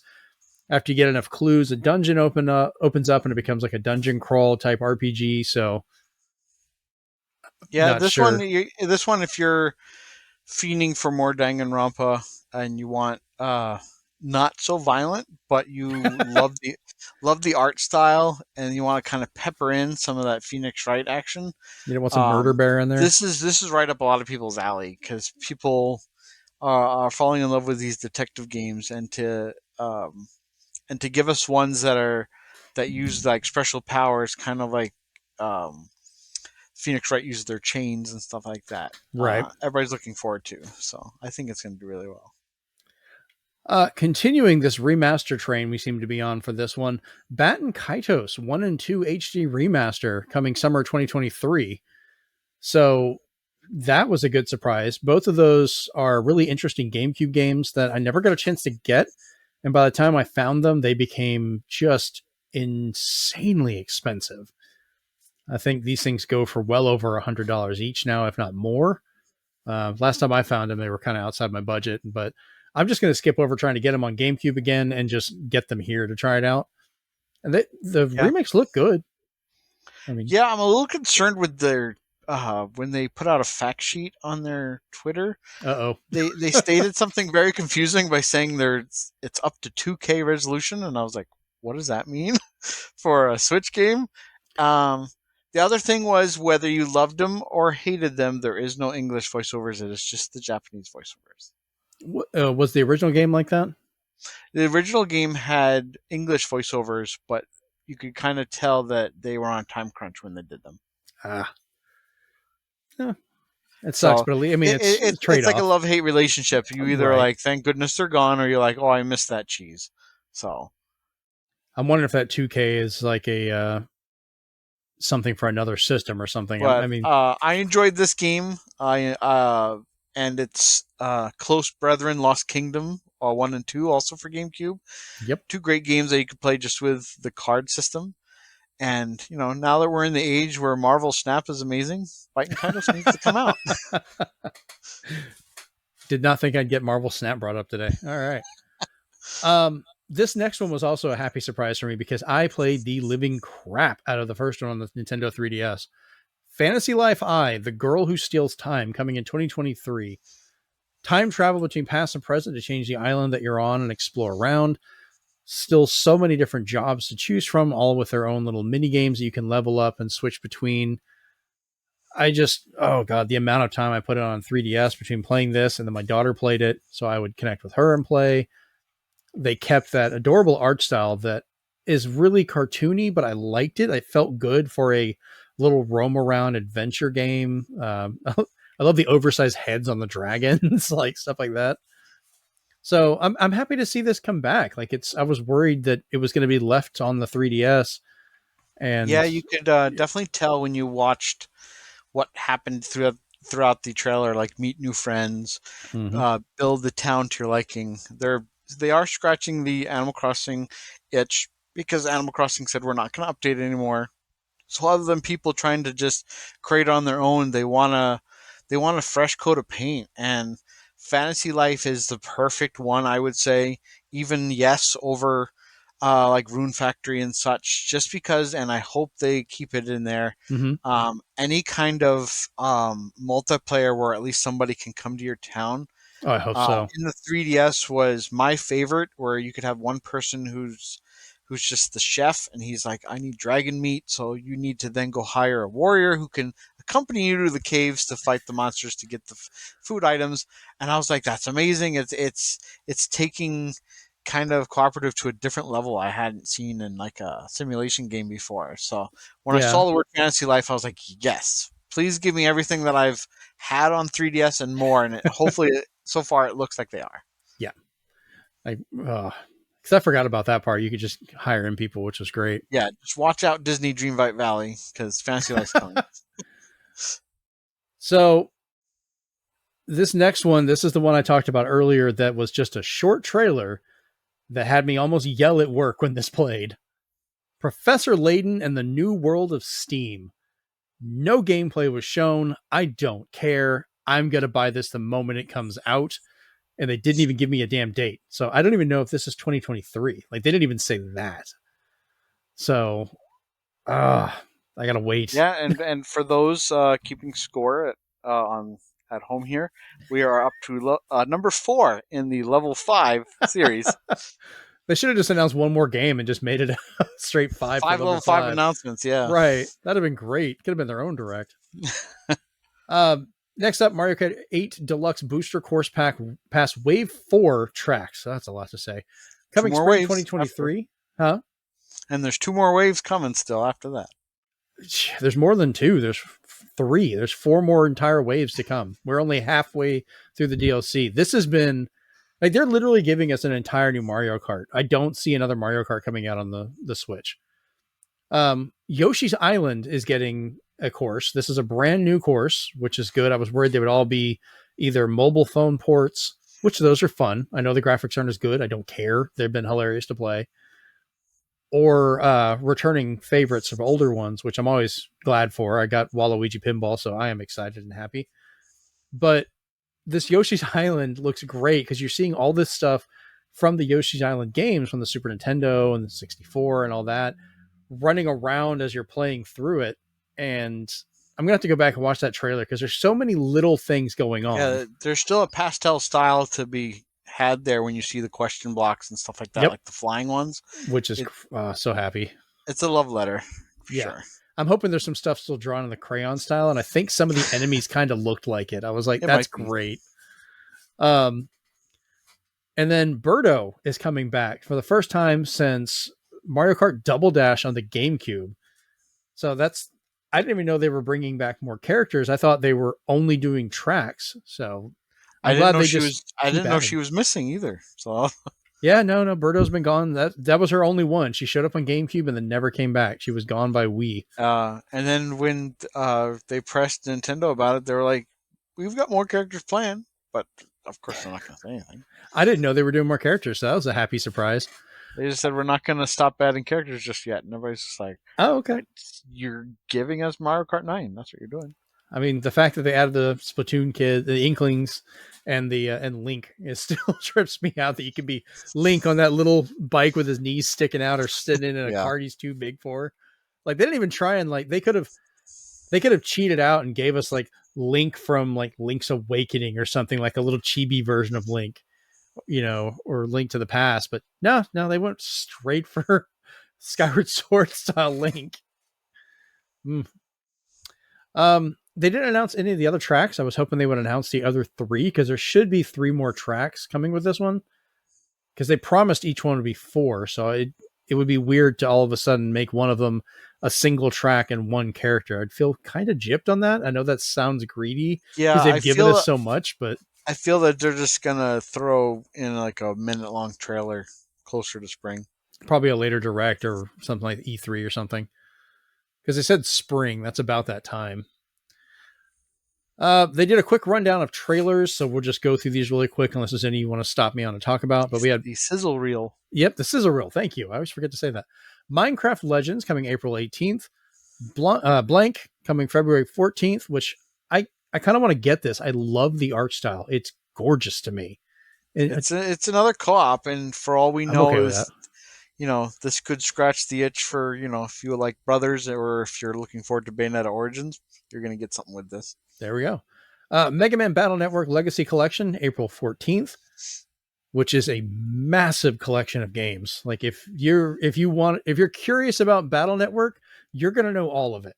Like they just include all of it in there. Yeah, and you can trade, you can battle. So imagine like 3 or 4 Pokemon games just thrown in a collection, and that's what you're getting with this one. You're getting a lot to do. They could have gotten away with probably splitting this into multiple parts like they did the Mega Man Legacy collections. Thankfully, they didn't. Have a Nice Death coming March 22nd. WBSC eBaseball Power Pros available today.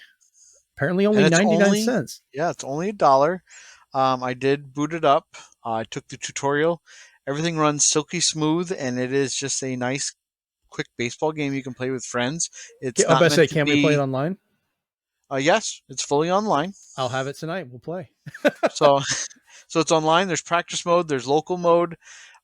Yes, it's Power Pros is known to be very simulation heavy and in a unique style of their little miniature guys, but this one's just decides we're just gonna play baseball.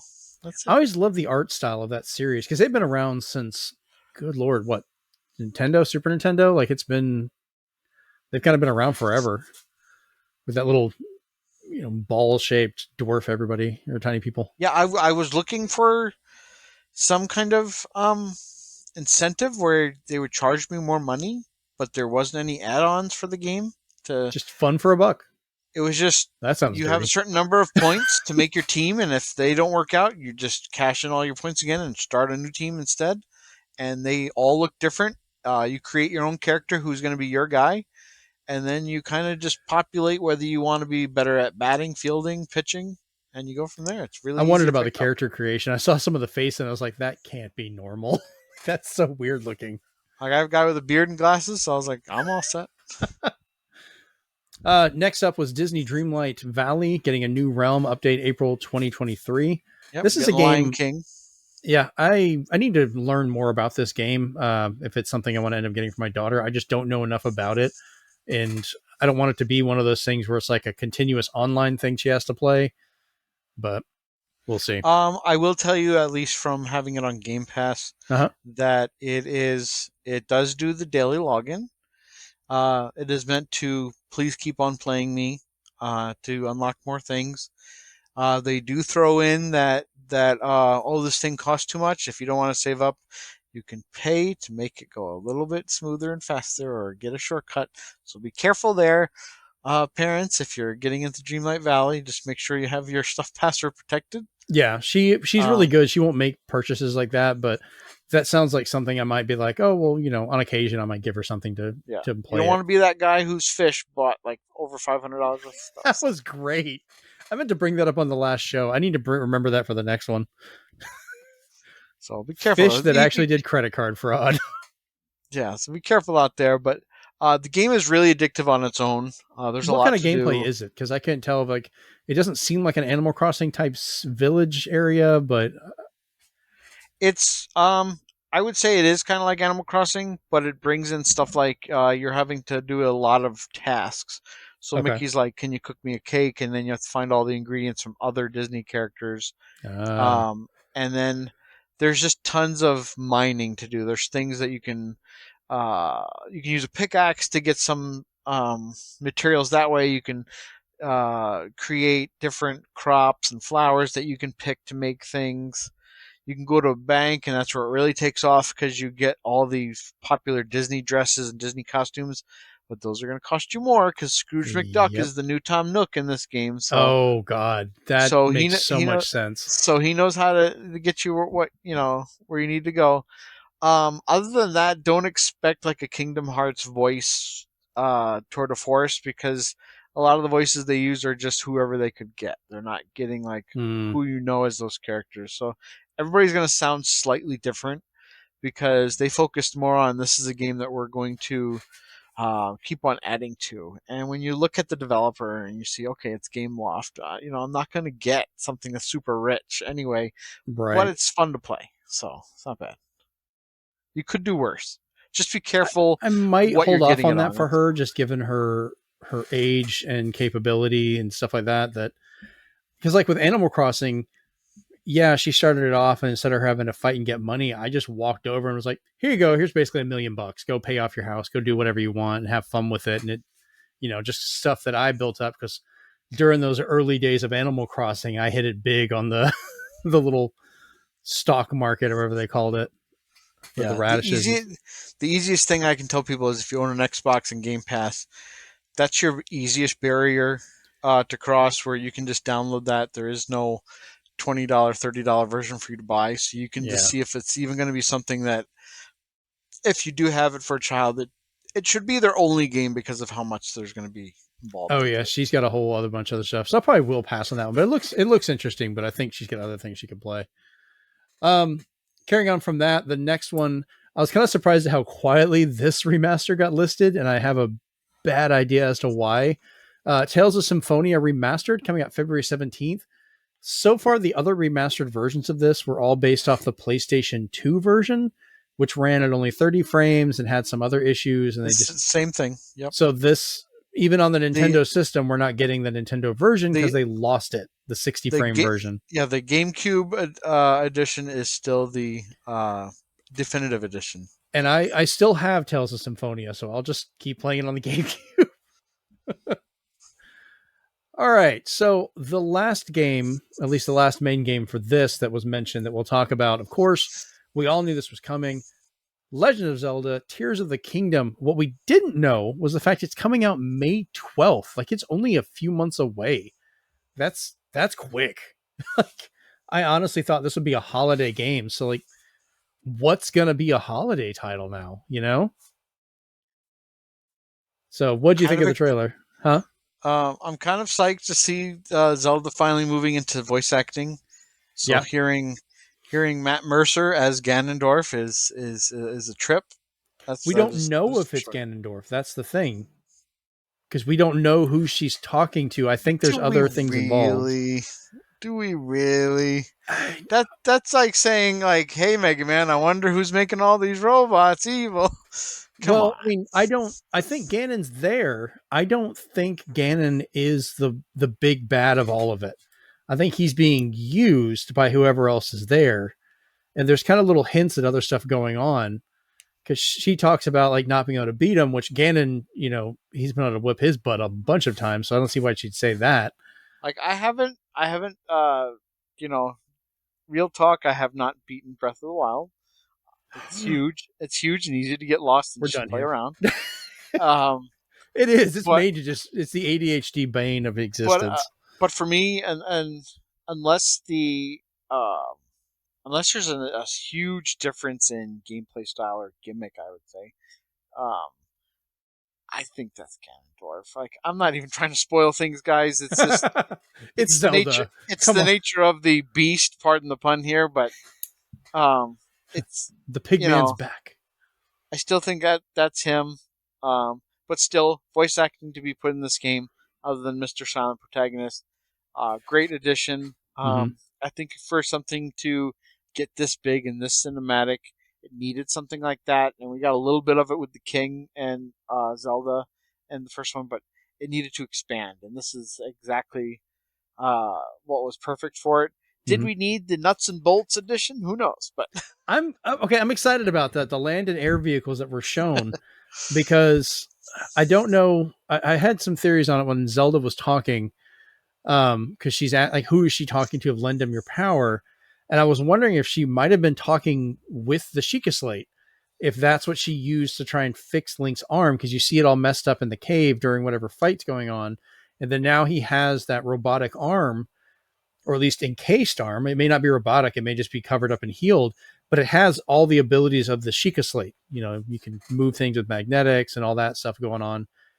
But it looks like you can also get like power batteries, and there's like a little land vehicle that almost you can carry stuff. There's what looked like a drone, and I wanted to build a drone anyways because I fly them, and I really want to build one that looks like that and just put my Link amiibo on top of it so I can fly it around.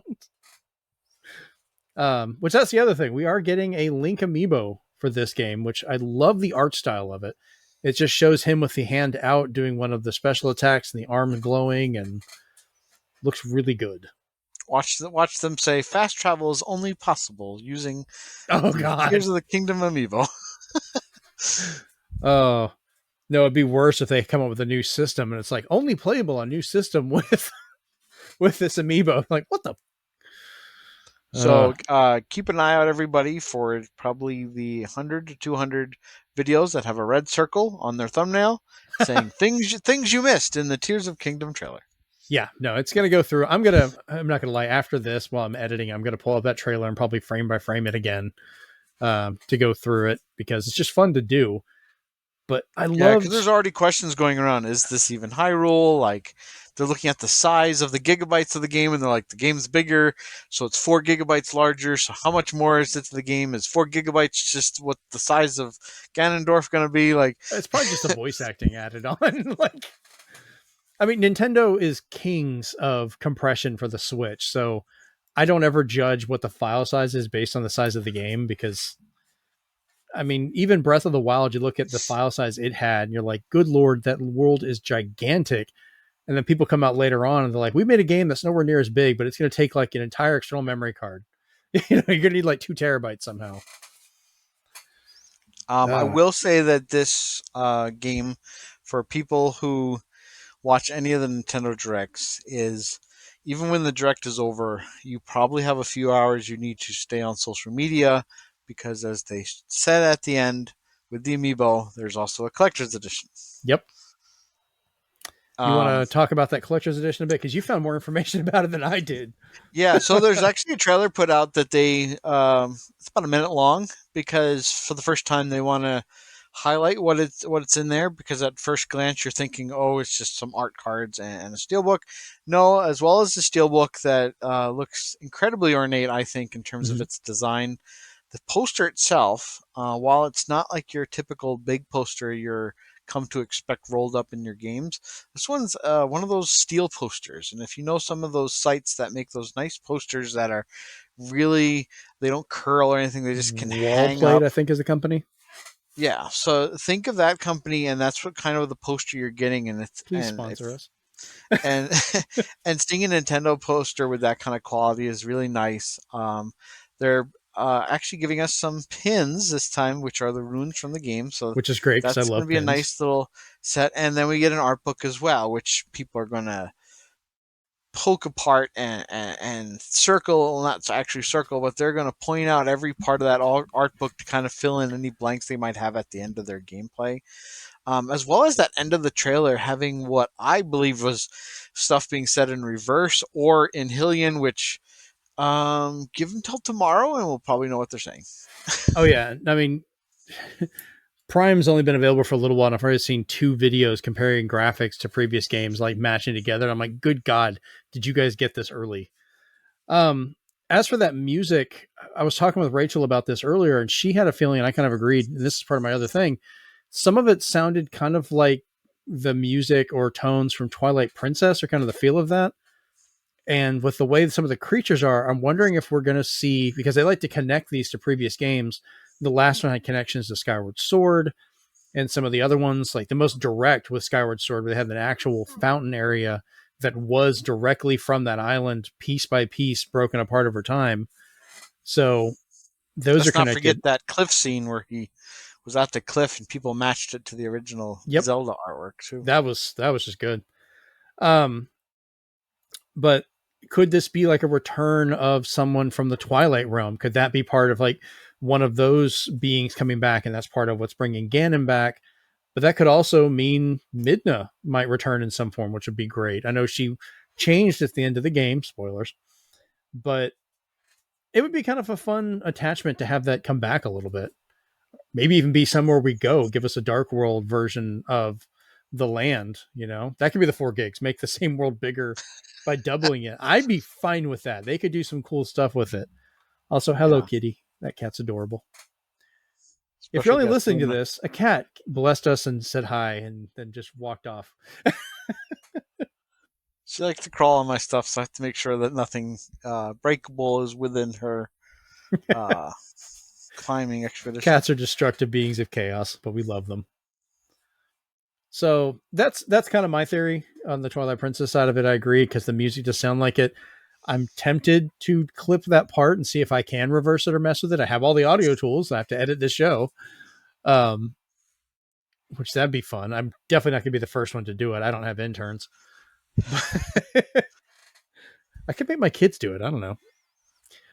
So yeah, that's pretty much the Nintendo Direct. Now there was one more little thing at the end, not of the Direct itself, that you added for a different game. If you want to cover that real Yeah, quick. so much like what always happens with these directs is there is a Japanese direct that happens concurrently, Mm-hmm. and now and again they'll show off their train simulation games, which was one of their top sellers. So that was their big thing, other than everything else we've learned today. Right. But they also peppered in that they're remaking a really old Atelier game.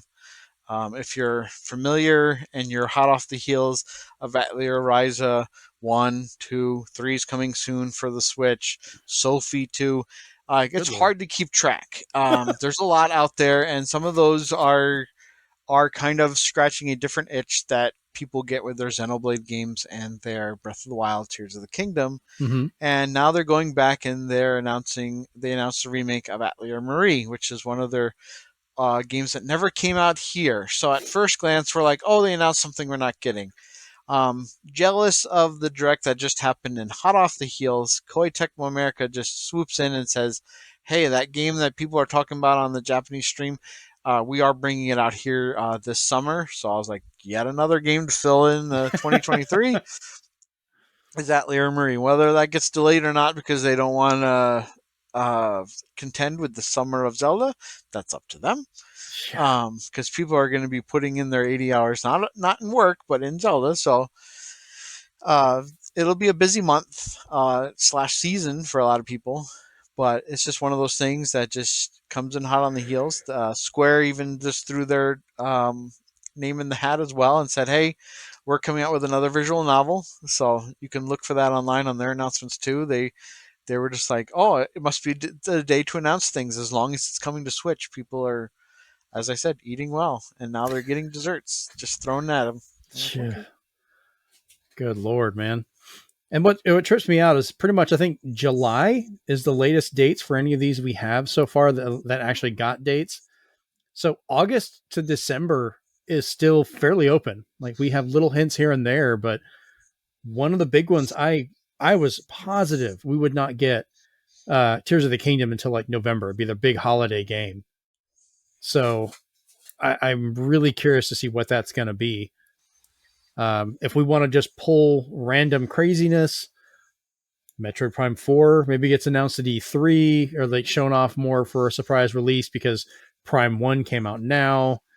I don't think that'll happen, but it kind of sounds like it Yeah, could. because the um, persistent rumor, and I think the only thing that broke that rumor apart was Pikmin.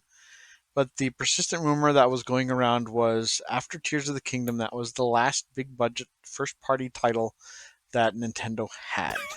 Yeah, that's And not happening. Pikmin said, but wait, there's more. And I think it'll all come down to what's announced, especially since they're doing their own thing, as we explained in the podcast. They're not going to E3. They're just going to have their own thing. So Nobody whether is. they just talk about one game, whether they just have Treehouse Live, we're going to find out new things about something, and hopefully, we're just knowing what's going to kind of peter out the rest of the year. Um, Well, that other than kind of makes me wonder about their entire if they have what they're. I mean, I know they're not going to be at E3, but will air quotes their E3 showing because we once again thought it would be Tears of the Kingdom as a big blowout for the later release. So that hole is opened up now. yeah, and it remains to be seen like what they if they're going to show something that'll enhance some of the games that are going to be released thus far. Mm-hmm. If they're going to have more hands-on with Pikmin to show some more stuff that we don't know about, like timer, multiplayer, bingo battles, You're just worried about that in timer. ti- timer. So I think that'll be like a big focus of theirs, and if it is, then it looks more correct that that could be kind of like their send off to the Switch, saying after this we're going to put stuff out, but it's not going to be by us specifically internally Nintendo. It's going to be the things you love because there's a lot to love out there, and and at Nintendo we're really good at being finished with games and just picking a day to release it. So Yeah. whether we have a small little cache of stuff or cache of stuff ready to go, and they're just going to be like handing them out during E3, saying, "Hey, guess what? This got announced for the second half." It's going to be interesting to see how they teeter off and work their way into what's next because other than these remakes and remasters, I don't know where they can go from here. They don't have much less to finally answer on except for Prime 4. And if you're correct that something of that magnitude and that teasing Mm-hmm. should be saved for the next iteration, if it's not coming out for Switch, what do you guys have left in the tank Yeah. before you bring out the big guns for the next guy? I mean, it's kind of like it feels like they're winding. They're doing really good. They have announced a lot of stuff. It feels like they should be winding down by this point because of the lifetime of the Switch. But we haven't talked about this yet because it was going to be on the next show. But they did some of their announcements. The Switch is now the third highest selling console of all time. It finally beat the PlayStation 4 and the Game Boy. Ironically, now it is the Game Boy, so it just killed it and took it over. So If I was Nintendo, and if I know their history from the past, and I do because they were cutthroat, is they were assholes. especially when you got this new CEO who's all about numbers.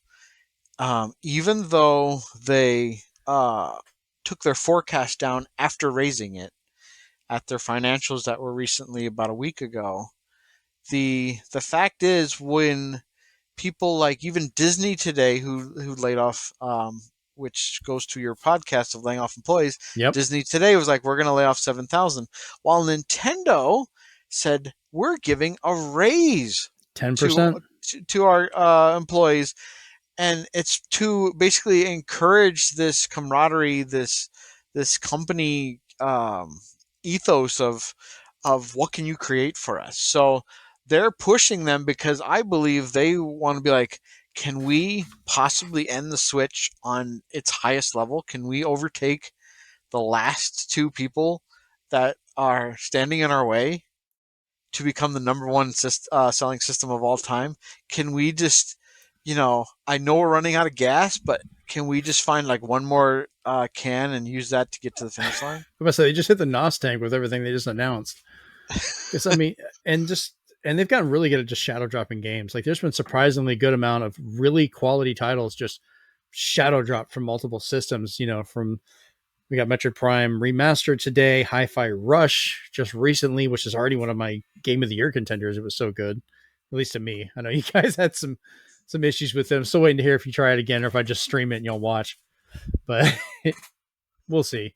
My friend's actually 3D printing me a character, a little chibi version of Chai with his guitar and everything to have in my game Nice. room. So I'm happy about that. But yeah, I would say this is probably one of the best and most even Nintendo Directs I've seen in a while. And that's not kind of hyperbole. Like they really came with all guns firing to show off what's coming this year. Yeah, I think this is one of those where you'd be hard pressed, and that's why I always kind of check out all the reactions out there, because I want to know what the people who don't choose their Switch as their number one system of choice, what they thought of the direct, because what what kind of like hit a button for them, like what like clicked on a light. Was it Sea of Stars? Was it Advance Wars? Was it the return of Professor Layton? Was it Metroid Prime getting a really well put together first person adventure, as Nintendo likes to call them? They said that's an FPA, not an FPS. We're not violent. And I'm like, okay, whatever. But I think Oh, Nintendo, you're full that of one appeal that one appeals to people who are playing their Call of Duty War Zones and stuff, because it's set in a beautiful setting. It's full of action. It's full of suspense. It puts you on the edge of your seat. It challenges you, especially on some of those fights. By the way, hearing Ridley's theme was amazing. oh, it's oh god, Can't wait to fight him again. the world is so well built and just so just This is almost one of those games biological fit where like together. this is one of those games, as much as I hate to say it, this is one of those few games where it's pretty enough that backtracking is okay. And Metroid is known for that. And to put backtracking in a 3D space would usually be a death knell, but for this one it's just everything's so vibrant and full of life that the fact that they allow you to scan stuff to learn about your environments too is just like it's just icing on the Yeah, cake. So it's basically rewarding you for just living in the world. It's I just nice. like going back to the area with like all the wasps things with bigger guns, and be like, "You mother!" and just start blowing them up, going like, "Oh, now who's running away from who? Who's chasing who away?" The only thing I can tell brand new players who are first getting into Metroid Prime in this new day and age, and who are completionists, um, fun fact: in the beginning of the game, you're going to have a very small window to get a scannable creature that Yep. will never appear again. So please, if you are playing Metroid Prime right now, do not forget to scan everything in the very first elevator, or you will be diagnosed with 98% when you finish your game, and You you're will not hate going it. to be happy. And we don't know what all is going to be. I mean, I'm going to know more about how things are unlocked as we go along for the the art museum they have in there, and then all that. There's also a music section. They have a jukebox.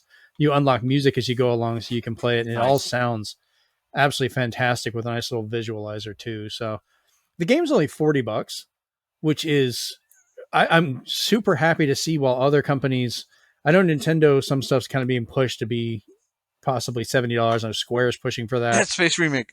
Uh, That I will actually say is worth it. Holy crap, I will agree to that one. I don't mind paying 70 for certain games. I know the cost of production's gone up, but I was glad Nintendo didn't jump on that bandwagon right away, because I was like, okay, Switch games don't quite feel like $70, man. Come on. But this however, game, $40 is a freaking steal. however, it's interesting you could say that to piggyback on something they did not mention Uh on the direct is that yes, yes, Virginia, there is a Santa Claus, but there's also a Grinch. Um, in this huh. case, Zelda, Nintendo feels is a their highest profile title to date. hmm Therefore, they deemed it worthy of being sold for $69.99. Oh, They I take it were back. What the hell? they were pressed. there is hope. They were pressed, and they said this is the only title that's going through it, because they felt that on a case by case basis they will price their games. People got worried the day before the direct because all of the pre-orders were being taken down from all the retailers. Yep. So was Metroid Prime 4. So people were like, what's going on with Metroid Prime 4? It's We being still replaced don't with know that. remaster. But with the reinvigoration of the vouchers, for the digital people out there, getting the vouchers for $100 is not bad when you see that the Tears of the Kingdom is included in the list. So if you bought two first-party Nintendo games for 100, you can get the $70 Zelda for essentially 49, and then you can pick out another game like Kirby. So they knew what they were doing, but That's at smart. least for now, whether their attitude changes, they feel that Zelda is the only game that's going to carry that price point. So for a lot of people, they don't care. It's worth it because they're either getting the collector's edition or Yeah, I am. they've got the vouchers. Um, but I can safely say for now they just said that's the only one. So don't worry, people who are looking forward to Pikmin 4, that's still going to be 60. It's still normal. Um, but yeah, just know that they did include that in the voucher, so they know how to rope you in there. They were just like, hey, we got these vouchers. Oh, $100 expensive. Well, how about a $70 Zelda game? Right. So All right. Well, I think that about wraps up this discussion of our first, Zenspath 4 Button podcast extra quarter we've done in quite a while, where we've been kind of doing these. So I believe this would be technically number 23. I'll have to look at the numbering. We'll see. Who knows? I can make it number 1. I don't care. 23 and 2023. Yeah. See, there you go. I didn't even think about that. So, all right. Well, I've been your host, Jeremy Powers, and we will go from here. Steven, if you want to let us know where we can find you on the internet. As always, you can find me lurking at loading_time on Twitter. I'll be around just kind of lurking, seeing around the news, seeing people just share the little things they find out either through PR or through the companies themselves. That's what I kind of brought to here is you see stuff on the surface, but then you kind of look deeper and you find out even more to love about these announcements. Yep. And I'll probably be posting some more screenshots and stuff too. I posted one on Twitter earlier today, just before the show, where it showed Metroid Prime Remastered. I was playing it, and then right next to it is the Game Boy, Nintendo Switch Online, and then the Game Boy Advance, and then Smash Brothers. And I was like, okay, so if I had seen this screenshot this morning, I would have called bullshit on it. But here we are this afternoon or this night, and it's reality, and it's mind blowing that we actually have all three of those right Yeah, now. and all those being available right now, the best thing I can tell you guys before we go is get that family Nintendo Switch Online plan because Yep. getting to play all these Game Boy games, 2 to 4 players in the same room, you guys are all set. Yeah, I do the family plan, and then we donate one of the accounts to the band director at my son's high school because he's a good friend of mine, and teachers don't get paid nearly as much as they deserve to be with all the crap they have to deal with and their great ability. So I was like, well, I'll at least give you guys some free Nintendo if I can. Like, here, enjoy Yeah, and this. fun fact, I shared mine with friends and family, and then the last slot, I put a Japanese account in there just so I can get those extra games they might try to take away from us. The funny thing is, as long as it's on the same system, it doesn't have to take a slot because I have a Japanese account, can get access to everything and play it, and did not have to take up one of my spots on there. Yeah, You I just have wasn't to have it sure on the because same system. I wasn't sure because I have 3 Switches, so I wanted to be sure. Yeah, if it's 3 switches and you're jumping between them, yes, it probably does. But the Japanese ones are just on mine, but I got Yeah, to remember to get those. because you'll have the primary console, you'll have the. I have a single player Switch, I have a multiplayer Switch, and Nintendo's given me a good reason to have both There you because go. Yeah. they gave me a little bit of both, something to play by myself and then something to play with family and friends. So I was just like, we're eating good, like I said. Yep. And with that, we'll go ahead and call it. So we're out. Peace. Have a good night, guys. Holy crap, we're getting Advance Wars.